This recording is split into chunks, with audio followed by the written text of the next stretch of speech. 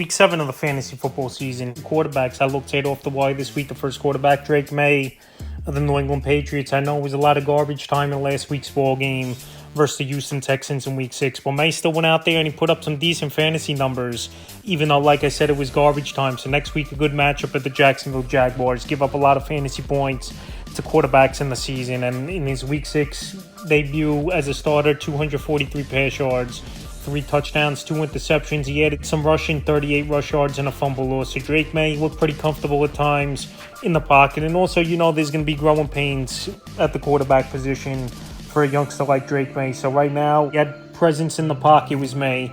He made some throws. I know they were down early and often, but he still put up a big chunk of fantasy points. And with bye weeks obviously kicked in over the last couple weeks, and quarterbacks have struggled for the most part. I think Drake May could go out there next week in London and Jacksonville and have a decent performance, where we know those games are usually lopsided or high scoring between both teams. Next quarterback, Bo Nix of the Denver Broncos, he had garbage time touchdowns as well as Bo Nix late in that one. But now 2 weeks in a row, 20 plus fantasy points for Bo Nix. Week 5 versus Vegas, 206 pass yards, 2 touchdowns, 9 rush yards, a rushing touchdown. And Week 6 versus the Chargers, 216 pass yards, 2 touchdowns, an interception, and 61 yards rushing. Bo Nix available in 89% of fantasy leagues. And he's going out there, even in garbage time, he's getting things done as Bo Nix. Like I said, there could be worse options for fantasy owners. And Thursday night, we know, usually high-scoring game as well at New Orleans, indoor game, which is always a plus for an offense, in my opinion, with the fast track. And Bo Nix, like I said, the last couple weeks, he's definitely getting his numbers up, garbage time or not. Every fantasy point counts the same. So this week, coming up in New Orleans, not the greatest of matchups, but is someone who's a waiver wire streaming option in deeper leagues. I think could be an ad. The next quarterback, Andy Dalton, Carolina Panthers. Andy Dalton, since he's been a starter for this Panther team now, he's come in and he's put up some decent numbers, 3 out of 4 games, 20 or more fantasy points for Andy Dalton. So Week 3 of Vegas, 319 pass yards, 3 touchdowns. Week 4 versus Cincinnati, 220 passing, 2 touchdowns, and INT. Week 5 at the Bears, it was a bad game, 136, an interception.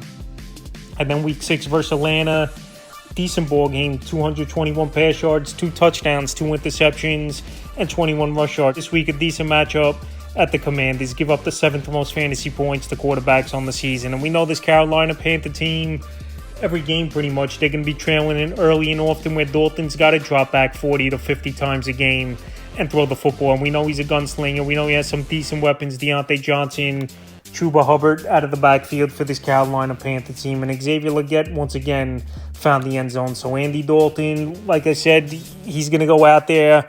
He's going to have his turnovers. He's going to take some sacks, obviously. And this Panther team's not going to win many games this season, but he's still a quarterback, I believe, that could go out there and help fantasy owners in deeper leagues and 2 quarterback leagues, as someone who's just going to pass the football a whole lot. And the final quarterback I looked at off the wire is Joe Flacco of the Indianapolis Colts. So I don't know if this Indianapolis Colts team is going to stick with Joe Flacco at quarterback, because reports came out early last week that if Richardson is healthy, he's still the starting quarterback. But this Indianapolis Colts team, their offenses look better over the last few weeks with Joe Flacco at the quarterback position. And Joe Flacco, we know he has a big arm. We know he's a gunslinger as well, where it doesn't matter to him if he's going to turn the football over. He's going to come back every drive, try to get that football down the field and make big plays, Joe Flacco. So the last couple weeks, the numbers have been decent for Joe Flacco for this Indianapolis Colts team. Week 4, when he came in early in that one, with Richardson went down versus Steelers, 168 pass yards, 2 touchdowns, 3 rush yards. Week 5 at Jacksonville, 359 pass yards, 3 touchdowns, 22 rush yards, a fumble loss. And Week 6 at Tennessee, a pretty stout D, 189 passing, 2 touchdowns and interceptions. So Joe Flacco, like I said, he gets that football down the field. These receivers have definitely benefited from Flacco in the lineup over the last few weeks. And I believe he's this Indianapolis Colts team the best chance to win over Anthony Richardson. So we'll see if they're going to change what they think and stick with Flacco or not. But right now, he's available in 93% of fantasy leagues. That's a few quarterbacks I looked at off the wire for Week 7 of the fantasy football season.